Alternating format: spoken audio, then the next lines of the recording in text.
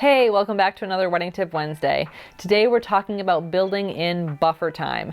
Now I will tell you 80 to 90% of my weddings that I do, they are rushed for time. They don't feel like they have enough time. They're trying to like zip up the dress really fast and rush to the ceremony, and it just doesn't feel like they have enough time.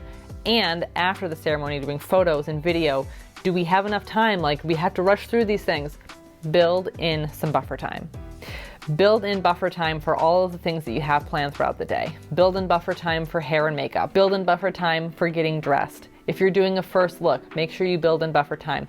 People tend to go late. Hair and makeup tends to go longer than anticipated. Getting dressed sometimes takes longer than you think it will. Traveling from location to location, making sure everybody has their stuff, it just takes a little bit more time than it normally would if it wasn't a wedding day. There's a lot of moving parts on the wedding day, especially if you're getting ready in different locations. You have to be traveling to the ceremony, to the reception. It's really important to build in that buffer time throughout the getting ready process, before and after the ceremony, and before the reception. This becomes less important as you get to the reception, because at that point the DJ will take over and kind of keep the day going as planned.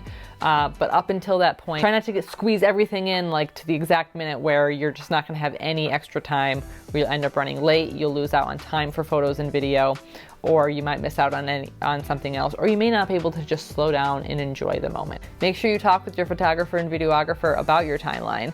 As a videographer, I do have timeline tips that I send to all of my couples as they start building their timeline. And your photographer will definitely be very knowledgeable in this, as they build timelines all the time to help with people on their wedding day. So talk to them, get tips from them about how you should build your day, and then make sure you leave in that little extra cushion to help the day run smoothly.